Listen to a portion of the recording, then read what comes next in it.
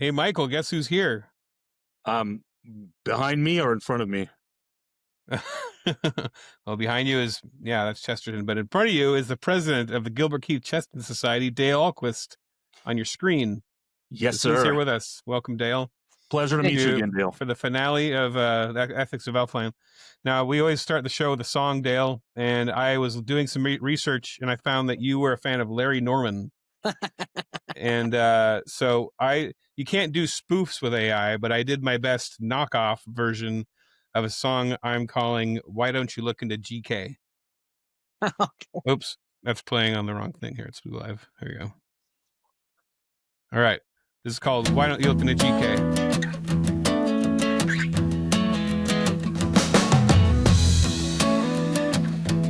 You got your fingers sliding on the strings like that. Sipping prussic acid, reading Schopenhauer, celebrating Alpine guides on a tower. You don't fight for love of what is behind, trying to fit the entire cosmos in your mind. Dusty fingers from your cheese and biscuits, that bar of brown soap won't wash away the regrets. Why don't you look into GK? You got the answer. Oh my God. You getting all my references? Teetotaler on St. Patrick's Day. You got embarrassed when your hat blew away. You're all locked up in a prison of jazz. You're tearing down every gate in your path. Look at the ceiling while lying in bed. The thought to draw never enters your head. Why don't you look into GK? You got the answer. You're listening to another episode of Chesterton's Gateway with Ethan, Nicolle and Michael Grumbine, with special guest host Dale Ahlquist, the president of the Gilbert Keith Chesterton Society. Nice pandering song, boys. Well done. Not me as a child. When a train station was something romantic and wild. Each cheese was different, your pockets. All right, Dale, I don't know if you've ever been introduced on a podcast in quite that way, but there you go.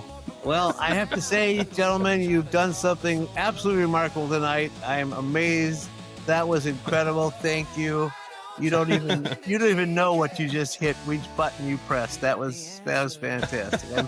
I'm not merely a fan of Larry Norman. He was my brother-in-law. Oh, that's right. I think I said. Yeah. Right. So I knew him very well, and God rest his soul. That is really special. Well, so hopefully that wasn't an insulting parody. I liked it. I thought it was pretty good. Not even close to be insulting. I wish Larry could have heard that. Larry would have been as amused and as impressed and as awe-filled as I am right now. Thank you for that. Glad you like it. So let's just shut it down right now. I think we've done everything. All right, we're done. Yeah. And we're out. Yeah. Well, I packed this. We'll end this. We'll listen to more of the song at the end of the show. But I packed it with references. I know not everybody gets all my Chesterton references, but I'm pretty sure you would get them all. Okay. Right. So if you ever want to check it out, if you go on to Spotify and you look up Chesterton's Gateway, which is Ethan Nicolle's book, there's a podcast, and then there's also a band that's called Chesterton's Gateway. And the band, if you look at the band in Spotify, it has all the songs for every episode. And Ethan does do a new song every episode. A different genre. Like some pretty ridiculous ones. Well, you guys it's simply have not taken this seriously enough. And it'd This be nice is my fun. if you just put a little more effort into this. That would have been nice. You obviously don't care enough about this. I like to think that Chesterton would have approved of Ethan's whimsy. I think. Yeah, no, absolutely. Ethan is on the same wavelength as GK and as me. So God bless you, Ethan. Man, that was incredible. That was great. Well, great. I'm glad you liked it. So, great. I'm blushing.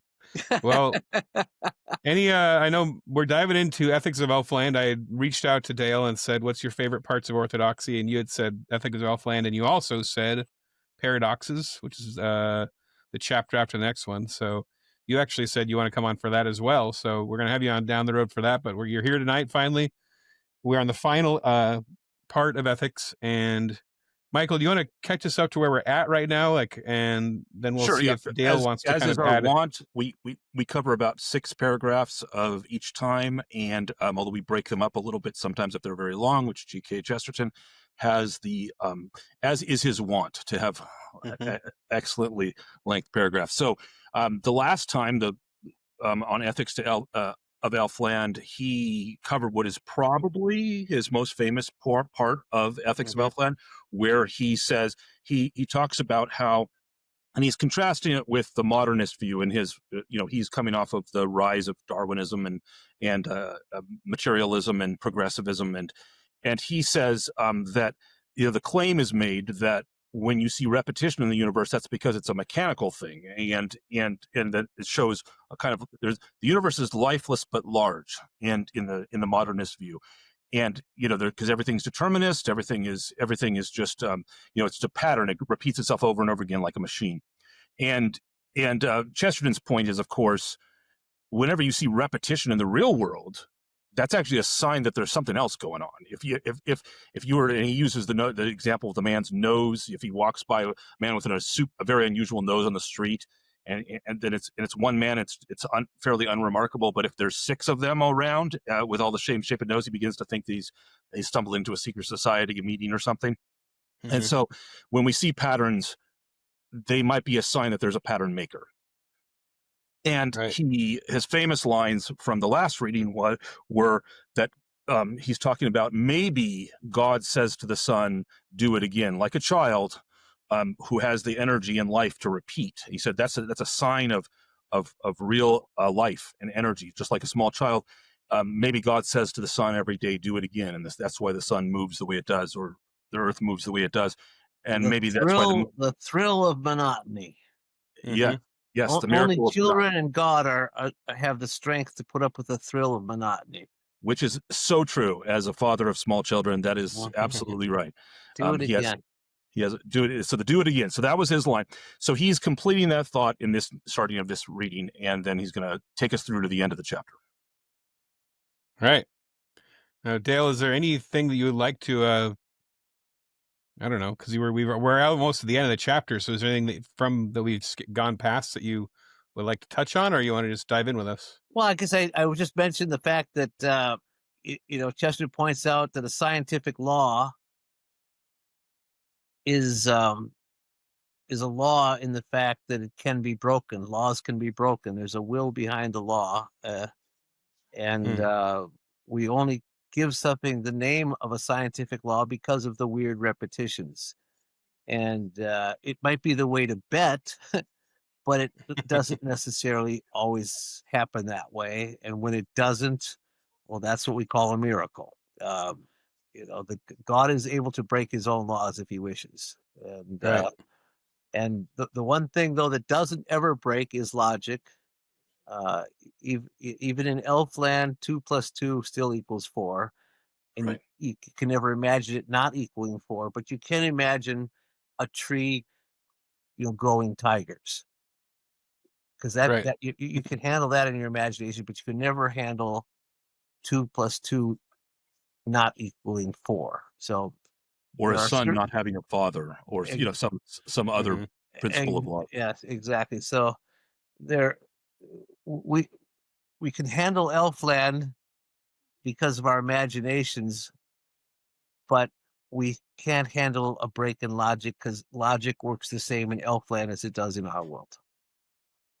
Could you quickly just give like the point blank question? What does Chesterton mean when he says Elfland? What do you say that answer to that is? Well, it's certainly we can say it's the world of fairy tales, which fairy tales are the first thing that we learn as children, and we learn that there's a moral basis to fairy tales. So these are these valuable lessons that we learn in the nursery that we take with us through the rest of our lives. Everything comes back to those first rules that we learned in the fairy tales, and the fairy tales have been passed from one generation to the next because they are true, and every child recognizes that they're true. children adore morality. They insist on morality. They insist on justice. And when anything affronts justice, the child as well as the adult will know that something is wrong. Right. So when he says I live in Elfland, he's saying this. I guess I try to. I think that my mind, I try to say see it as an analogy, but I think it's not even an analogy. It's just the way that the world works in Elfland is the way the world works. He's saying, Yeah, that you get to Right. There's an said- underlying principle. There are underlying principles that are recognized by children and are told in our fairy stories Mhm. that are true, and they're deep, and they're magic, and they have to do with magic. They have to do with the things that, many times scientists can't admit, which is that they don't understand why an egg becomes a chicken, not a target, for We example. don't understand why water runs downhill, but it does because it's magic. Because of this underlying magic. And so Elfland is just the recognition of this mystery of the world. And in my view. right. We call it a law. We call it the law of gravity, but that is not an explanation at all. We still don't know how gravity works. We do not understand, but we know that it does work, and we count on it working, except when it doesn't. That's right. Right. Hence the miracle. That's the miracle. All right. Let's dive into the first paragraph here. In fairyland, there had been a real law, a law that could be broken, for the definition of a law is something that can be broken. But the machinery of this cosmic prison was something that could not be broken, for we ourselves were only a part of its machinery. We were either unable to do things, or we were destined to do them. The idea of the mystical condition quite disappeared. One can neither have the firmness of keeping laws, nor the fun of breaking them. The largeness of this universe had nothing of that freshness and airy outbreak which we have praised in the universe of the poet. This modern universe is literally an empire. That is, it was vast, but it is not free. One went into larger and larger windowless rooms big with Babylonian perspective, but one never found the smallest window or a whisper of outer air. Remind me how we got to this analogy of the...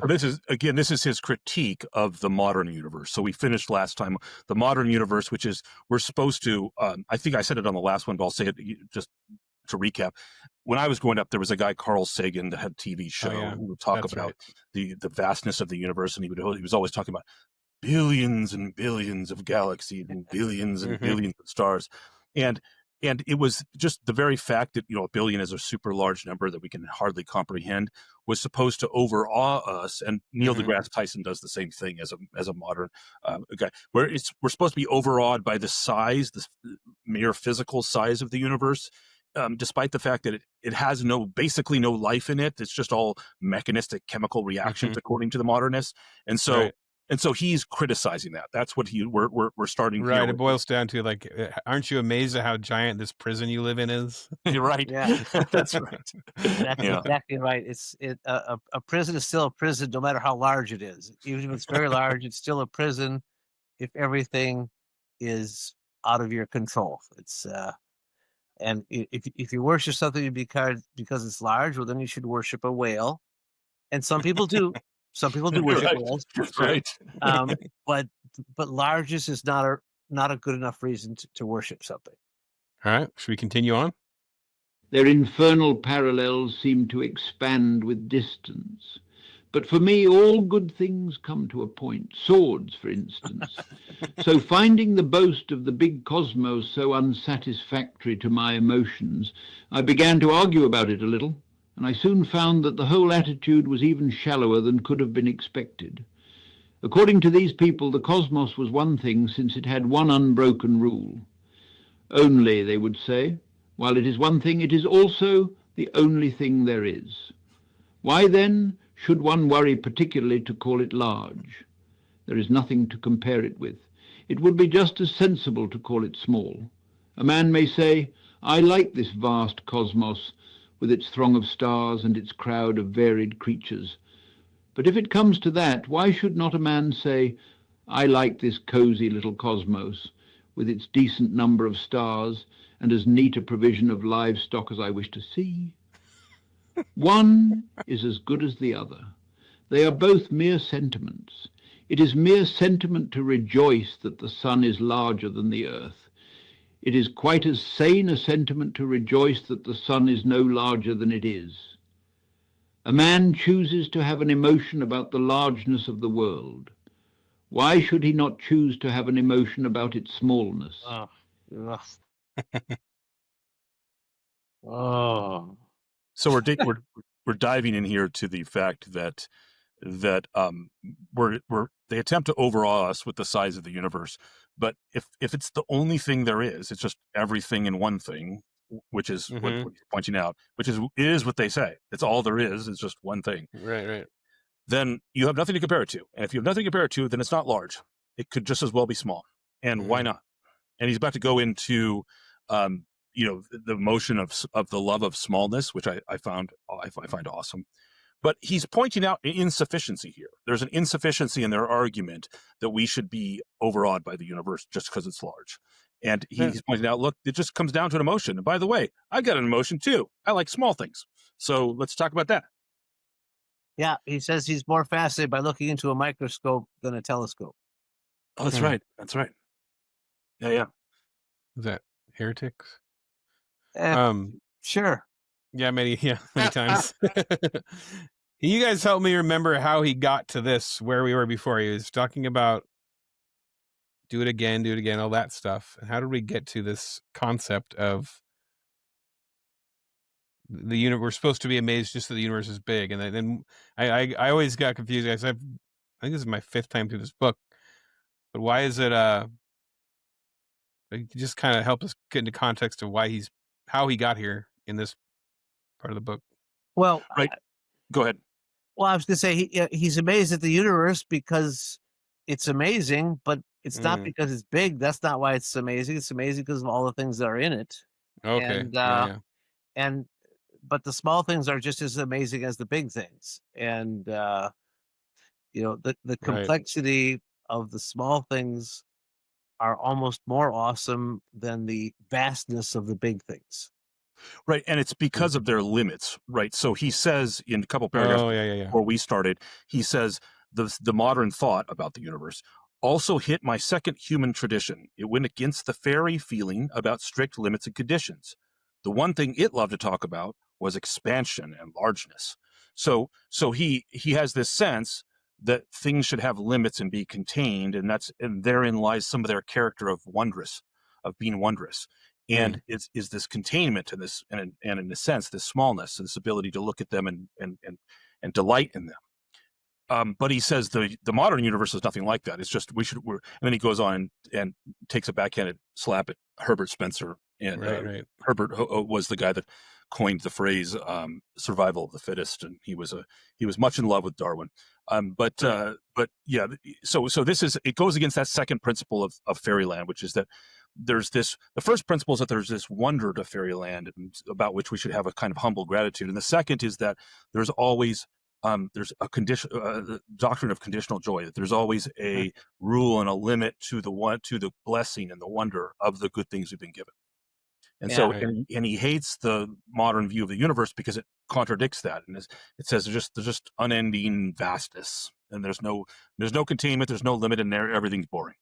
So and Chesterton elsewhere talks about the poetry of limits, that even a poem has to have a limit to it. It has to have rules to a poem in order for it to be poetic. Right. A game has to have limits in it in order for it to be a game. If you take away all the limits, you take away all the boundaries, take away the net in tennis, you don't have even a game anymore. And children, when they play games, the first thing they do is they make rules when they play the game in order for the game to be fun. The game's no fun without the rules. If there are no rules, there's basically nothing. And again, if there's no limits to anything, you've got nothing. Yeah, I was thinking about that I had made a webcomic called Axe Cop a long time ago that went viral and became a TV show and stuff, and that's kind of how I got into the animation industry and everything. But what made it so entertaining was that my 5-year-old brother, who I made this with, he came up with this character Axe-Cop, and Axe-Cop had a very strict set of rules and logic that he lived by. But it was kid logic, so it made it so funny. But if he hadn't kept, because he would also sort of build conundrums and things where he'd have to kind of like, for instance, he wanted to tell a story about 4th of July. We had this character that was Axe-Cop's ancestor, and Axe-Cop had to have, this character had to have a wife, and then they would have to eventually have kids. And he didn't like writing wives and kids, and he just wanted to have action hero, bad, tough guy. So he wrote this real throwaway wife character, but it was just so funny. Like he kind of written himself in this corner where, like, because of this limited set and these, but the fun of it is that, and I think that's when I think of that, I think of how it really, we built the whole world on that with Axe-Cop. And that's, my son just is a huge fan of Axe-Cop, and he introduced me to Axe-Cop. Oh, that's cool. And we just laughed our tuchuses off because it was so funny because everything made sense within this world, Right. and that's what made it so absolutely amusing because they have to operate according to the rules within the world of Axe-Cop. Yeah. Which rules allow you to be so wonderfully imaginative. Axe-Cop is unbelievably imaginative work because there's boundaries. It's almost counterintuitive to the modern idea that, like, if you have boundaries, then you're not free, and you're not, everything's boring. But Chesterton's pointing out it's the opposite. If you have no boundaries, it's boring. You're only free within the boundaries. That's when you're free. Right. Yeah, and as a writer, when you're staring at that blank page, and you have a slight concept, but you really haven't reined in what this story is yet. You haven't put the boundaries up. It's overwhelming when you have too many options. Yep. As soon as you make a choice, if you make a choice, you've created some boundaries as soon as you've made a choice. But if you make no choice, if you make no decision, again, you've got nothing. Right. All is formless and void. Yeah. All right, let's move on. It happened that I had that emotion. When one is fond of anything, one addresses it by diminutives, even if it is an elephant or a life guardsman. The reason is that anything, however huge, that can be conceived of as complete, can be conceived of as small. If military moustaches did not suggest a sword or tusks a tail, then the object would be vast because it would be immeasurable. But the moment you can imagine a guardsman, you can imagine a small guardsman. The moment you really see an elephant, you can call it tiny. If you can make a statue of a thing, you can make a statuette of it. These people professed that the universe was one coherent thing. But they were not fond of the universe. But I was frightfully fond of the universe and wanted to address it by a diminutive. I often did so, and it never seemed to mind. Actually, and in truth, I did feel that these dim dogmas of vitality were better expressed by calling the world small than by calling it large. For about infinity there was a sort of carelessness which was the reverse of the fierce and pious care which I felt touching the pricelessness and the peril of life. They showed only a dreary waste, but I felt a sort of sacred thrift. For economy is far more romantic than extravagance. To them stars were an unending income of halfpence.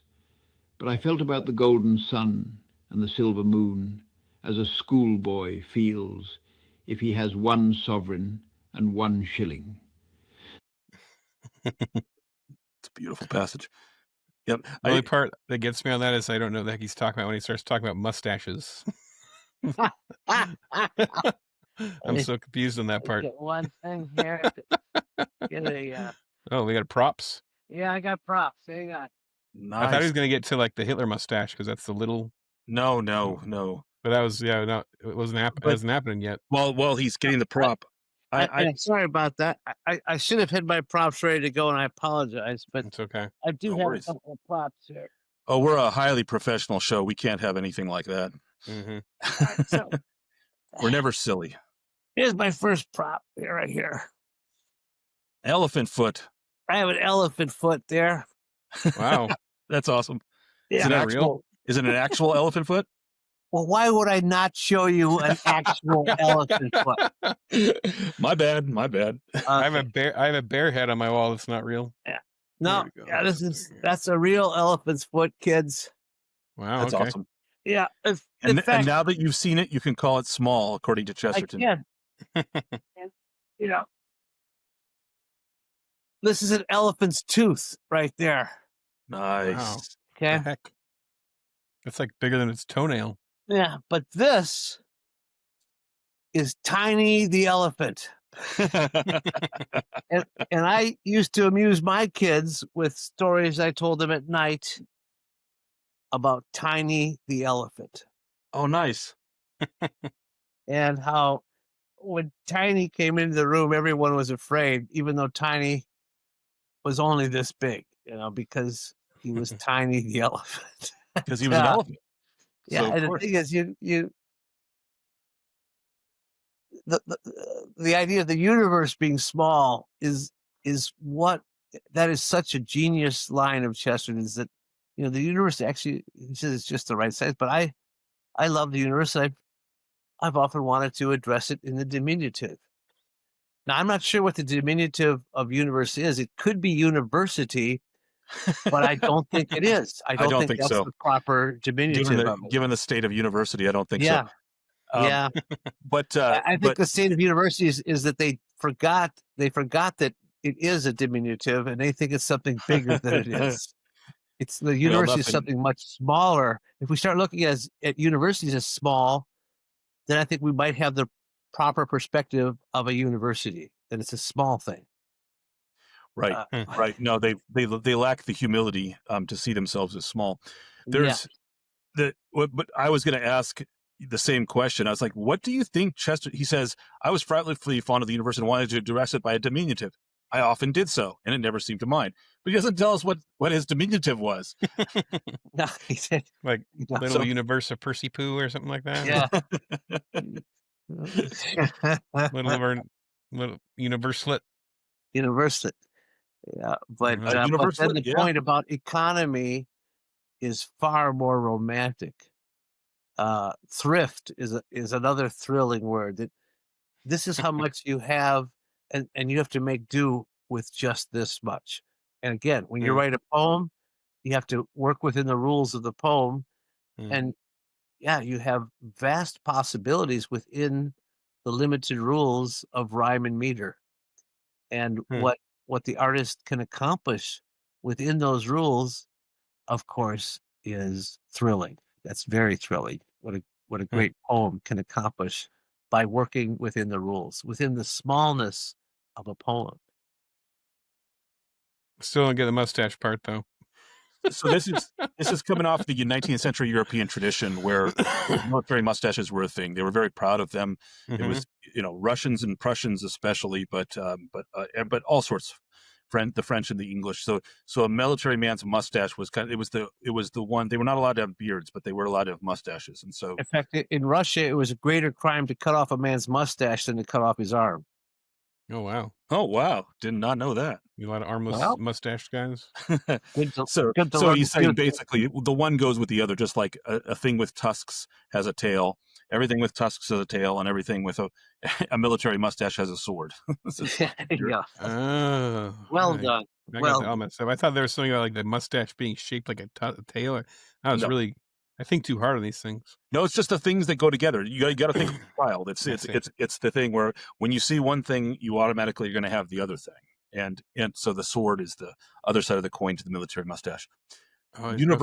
Universaboo. That's my opinion. And of course, we know that Chester had a mustache, and we also know that his wife would not let him cut it off. He always had to have the mustache. She insisted on it, and he would dress up as Dr. Samuel Johnson, and he'd have to kind of put makeup over his mustache to hide it, so he could look more like Dr. Johnson. That was his costume of choice. Yep, and he was often compared to Dr. Johnson because of his great witticism and his great observations of the world. He enjoyed playing the role of Dr. Johnson in full costume, and he wrote a play about Dr. Johnson too. Oh, I've never read that one. Oh, it's a great one. Very nice. What's your least favorite Chesterton writing? I'm sorry. What did you say, Ethan? I just like it's funny. Like, is there? It makes me curious. Like, is there? Like Michael, if you bring up The Man Who Was Thursday to Michael, he's like, oh, can't stand that one. I love all Chesterton, but do you have a piece of Chesterton writing you dislike? I know that's funny to me. I'm a Philistine. Don't dislike me because of that. Yeah. Well, you probably haven't read The Man Who Was Thursday enough times, and you have to actually figure out what it's about, because once you know what it's about, then it makes all Yeah, that's part of the problem. Yeah. Then I Well, just let's do The Man Who Was Thursday sometime. We'll get to that Yeah. then, Michael. We are into going to that. do it. We are going to do it. Yeah. Mine's his autobiography. It's just because he doesn't talk about himself at all. Well, do you know that I just wrote a new book? It just came out called I Also Had My Hour, the alternative autobiography of GK Chesterton. Oh, I did not know that. Wow. Well, like yeah. So cool. now you now you know two things. You know that in Russia it was a greater crime to cut off a man's mustache than to cut off his arm. But now you know that there's a new book called The Alternative Autobiography of G.K. Chesterton. And yes, the criticism of his original autobiography was that he left out the main character, Yes. himself, and He's too humble. He was too humble to talk about himself. So what I did, with a lot of research, 30 years, I assembled, in Chesterton's own words, a new autobiography where he actually does talk about himself. But I had to assemble it from his uncollected writings, and he does every once in a while mention himself in some important event in his life and his own episodes that amounted to a new autobiography. So I hope you'll rush out and get that. Yeah, definitely. Not from Amazon, though. I'm glad we worked that plug in here. Yeah, well, that's what I'm here for. That was well done. I heard about that from the Chesterton Network's podcast, and you talking about it, Dale. I'm in the middle of Maisie Awards, and so I'm going to read yours after that and see. Yeah, no, Maisie Awards is fantastic, but there it is, the alternative autobiography. And I'm sure Ethan can put an image up. See, when the podcast... Yeah, I will. All right, that was a word from our sponsor. And now on to the next paragraph. These subconscious convictions are best hit off by the colour and tone of certain tales. Thus I have said that stories of magic alone can express my sense that life is not only a pleasure, but a kind of eccentric privilege. I may express this other feeling of cosmic coziness by allusion to another book always read in boyhood, Robinson Crusoe, which I read about this time, and which owes its eternal vivacity to the fact that it celebrates the poetry of limits. Oh, where did that come from? Nay, even the wild romance of prudence. Crusoe is a man on a small rock, with a few comforts just snatched from the sea. The best thing in the book is simply the list of things saved from the wreck. The greatest of poems is an inventory. Every kitchen tool becomes ideal because Crusoe might have dropped it in the sea. It is a good exercise in empty or ugly hours of the day to look at anything, the coal scuttle or the bookcase, and think how happy one could be to have brought it out of the sinking ship on to the solitary island.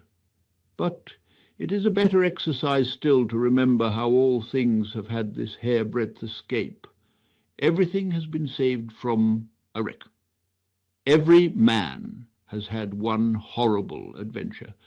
As a hidden, untimely birth he had not been, as infants that never see the light. Men spoke much in my boyhood of restricted or ruined men of genius, and it was common to say that many a man was a great might have been.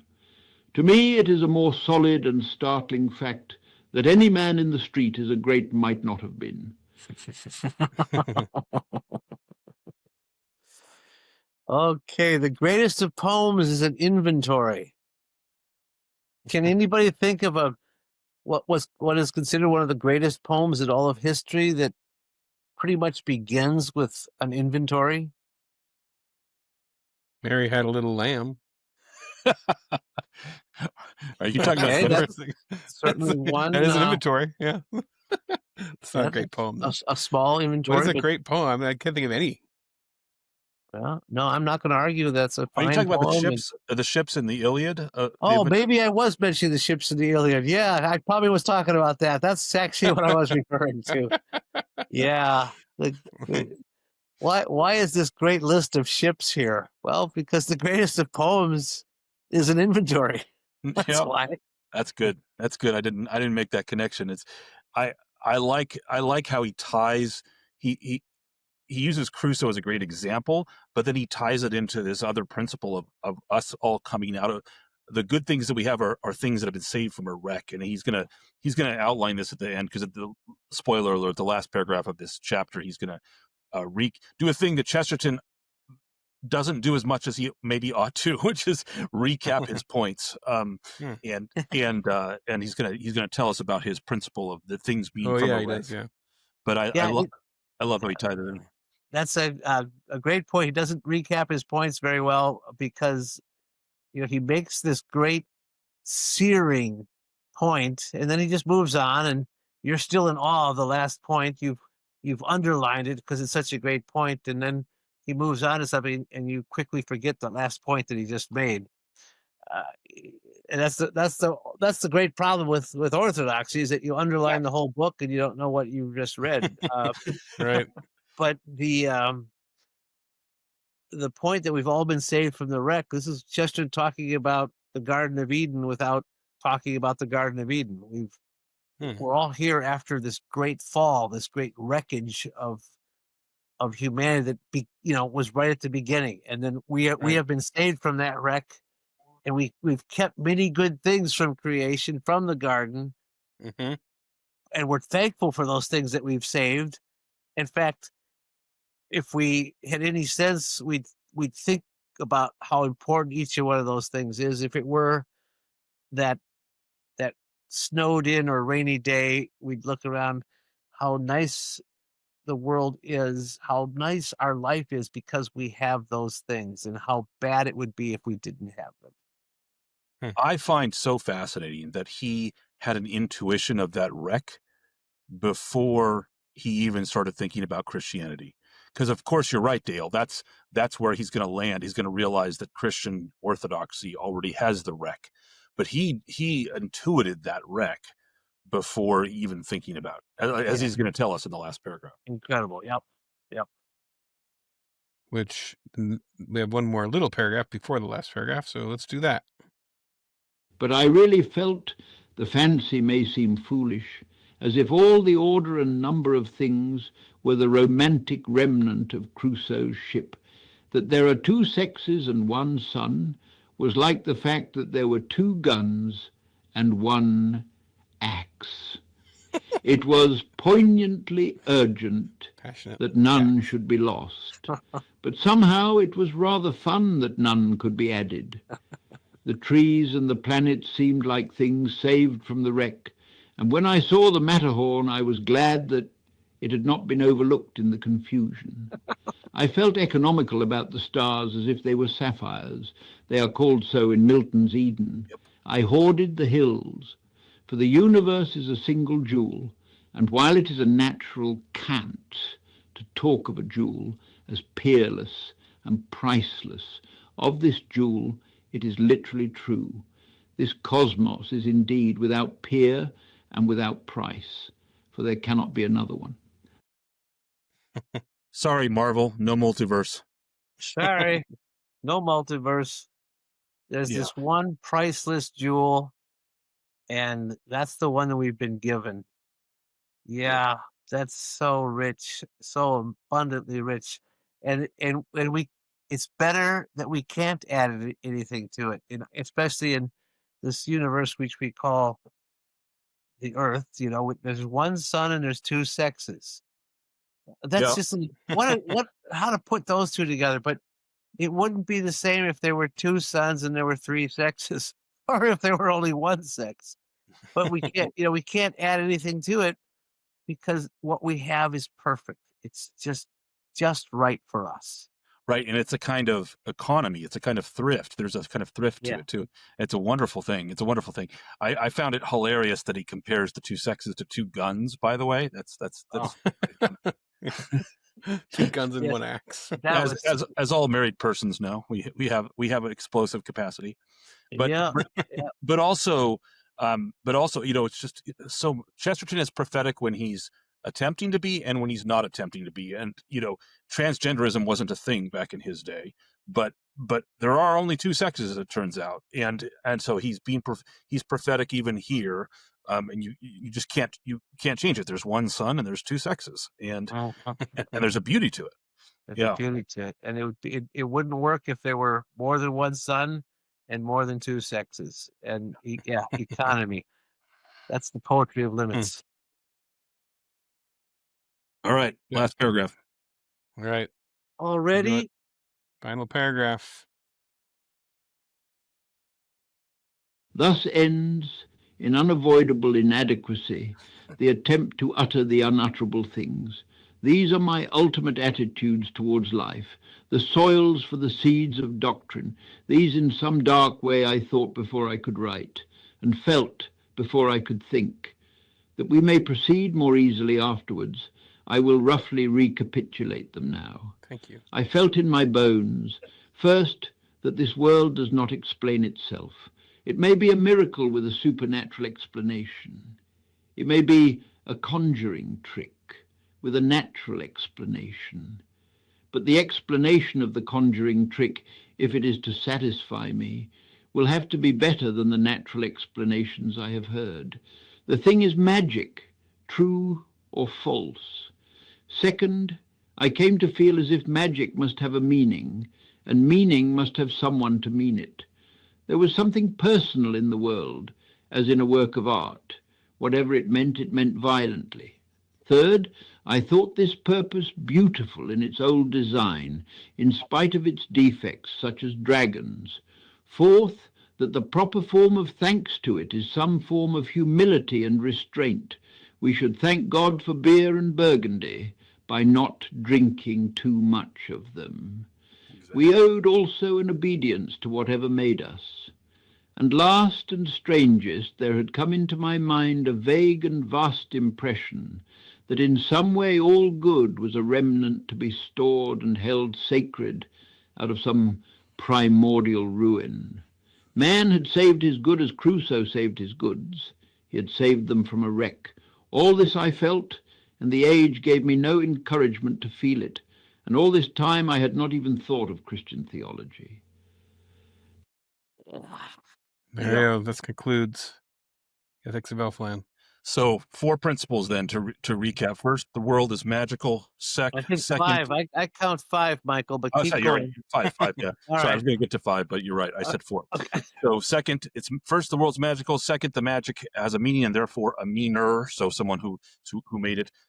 Third, that it is beautiful in its design despite whatever flaws, if you call dragons flaws. Fourth, that we ought to be humble and thankful, and we should have restraint in the face of such beauty, which is a fascinating link to moderation, this ancient virtue of temperance that even the pagans recognized. And then fifth, that we are all that this beauty was from a ruin or a wreck. The good things around us, the magical things around us, were to be appreciated as from a wreck, that they were saved. And it's awesome. This is my favorite chapter of Orthodoxy as well. It's just beautiful. Love the imaginary character. That's why I was happy to get in on this one, because it is such a quintessential piece of writing from Chesterton. Orthodoxy itself, the great book, is fantastic, but this chapter is just absolutely stunning. That first point, if what we have here in front of us, the universe, is a created thing, the work of something greater than ourselves, that's one attitude. But if it's simply a natural thing that just happened of its own, Chesterton says, I need a better explanation, because that is not satisfying. That is an unsatisfying explanation. And whoever is going to cling to that explanation has to do a better job of explaining what the universe is, if it's just here and natural. And I have that same reaction when I hear people's that toy with the idea of, well, maybe we're all just in some sort of simulation, and the world isn't really what it is, or just it's all a trick of the mind. This is all Matrix stuff. And I have Chesterton's words are, that's exactly the way my intuition leaps. Is like, well, maybe, but you haven't given me a satisfying explanation of how that could be. So I'm not going to hold an opinion that there's no explanation for, or no satisfying explanation for. So if you're Nicolle, now there are other things you could say to the simulation theory as well, but at its core, I love Chesterton's first sentence in this final paragraph. He said, thus ends in unavoidable inadequacy, because Chesterton's always humble, the attempt to utter the unutterable things. And this is straight. This is right. Like, when you learn philosophy, you learn that the first principles can never be proven. They're the unprovable things that we all know from experience, we sense deep in our souls, and which we build all of our other knowledge through logic on. But we can't ever prove them. We can't, and they're hard to articulate. They are the unutterable things. And Chesterton just does a great job of taking a swing at that for the fences on this one. But then, he explains all of mathematics there, because all of mathematics begins with axioms that you cannot prove. Correct. And he says, if you have to prove your first statement, then it's not your first statement. Right. And if you can prove it, then there's something else that can't be proven that's prior to it. And so faith precedes reason. It's that simple. You have to accept certain things in order to go on to develop logic and proof. But it all is all built on something that you cannot prove. But it's so awesome that as he says in his last sentence there, he thought of all this before even considering Christian theology. So he had a faith before he realized he had a faith. Absolutely, yeah. And as for and everyone, we are in awe of the world and what seems to be this amazing design to it, and it's good. The world's creation is a good thing, in spite of its defects. There are defects, and whatever those defects are, we have to deal with those too. And he uses dragons as an example of a defect, because throughout most of history, the dragon was considered something bad that was coming to destroy order. And it's only in the modern world that we have to tame dragons, because we're going to make them puppy dogs. But there are things that are there to destroy order. There's an enemy out there trying to take down order. Right. I mean, the dragon is one of the oldest pictures of Lucifer, right? From Revelation. Because the other word for dragon is serpent. And yep. At the beginning of the Bible and at the end, Genesis and Revelation. So you have. So you're right, and that. But the implication there is interesting too, because that's part of the wreck, right? There's been a wreck, and the good things have been saved, and there are some defects in what remains as a result of the wreck. And even with Satan, he's a defect of his own making. Right. But yeah, it's really cool. I love revisiting Chesterton and his path, because you see a lot of the workings of what's the potential of natural law and the intuitions of the world that one can have without ever bringing in. He famously says at the beginning of Orthodoxy that he's gonna roughly argue for the simplest things as could be found in the Apostles' Creed, and then he never mentions it again for the rest of the book, right? Or at least hasn't mentioned it so far. I can't remember if it's very not explicitly. It's all he just comes at it with an absolutely unrelenting argument from every possible angle, and as he will continue to do throughout the book. He says, well, here again, Christianity seemed to have the answer to the questions I was asking, because nobody else had the answers. In fact, the people that were attacking Christianity kept proving the truth of Christianity, because none of their explanations were as good as Christianity's. Right. That's right. That's right. All right. So our next chapter, Ethan. Next chapter, we're diving into Flag of the World, I believe, is next. And for now, I mean, if you guys are confused, sitting around, not sure if you should eat bread or cheese, I don't know. Here, just go by Listen to lyrics this. here. One more prop, even though it's Yeah, let's see another kind prop. of irrelevant, but I might as well show it to you. I love props. You see this Oh. picture of Chesterton right Yeah, there? yeah. Yes. Can you see his walking stick that he's holding in his hand right there? Yes. Oh, you got it, huh? He's got it. Well, you got it. Is that an axe? Something? Yeah. So this is the same walking stick that he's holding in this photograph right Oh, here. Oh, that's awesome. And it is from Poland, and he bought it there on his trip to Poland, and it was hand carved on the mountains of Zakopane, where he visited, and Nice. where Pope John Paul II used to hike in his youth. And one side of it is a battle axe here, and then it has the head of an eagle on the other side there. Oh, wow. That's fantastic. Very So cool. So the Polish version of a shillelagh. Okay, all right. So it's not a sword stick, but it also shows that Chesterton, he had his walking stick merely as a prop. He didn't, not to prop him up. It wasn't a cane. He made a distinction. It's not a cane. It's a walking stick, and he walked with it, and he would point with it, and he'd usually carry it rather than lean on it. And So the other Dale, how advantage did you get that? Yeah, what's the story? I just bummed it off a guy. No, it was given to me by Aidan Mackey, the late great. He died at the age of 102 and a half a couple years ago. And he knew Dorothy Collins, Chesterton's secretary, and she gave this to him, and he gave it to me. So it's a very what a gift. That's awesome. Yeah, wonderful gift. Yeah. Well, thank you so much for the you're sure welcome. And I really look forward to dealing with the paradoxes of Chesterton when I come back later in the year, or in a few weeks, whatever that is. And I'll have you back. I'll be happy to be back. It was absolutely enjoyable this evening with you guys. And, I'm glad you enjoyed it. Great having you.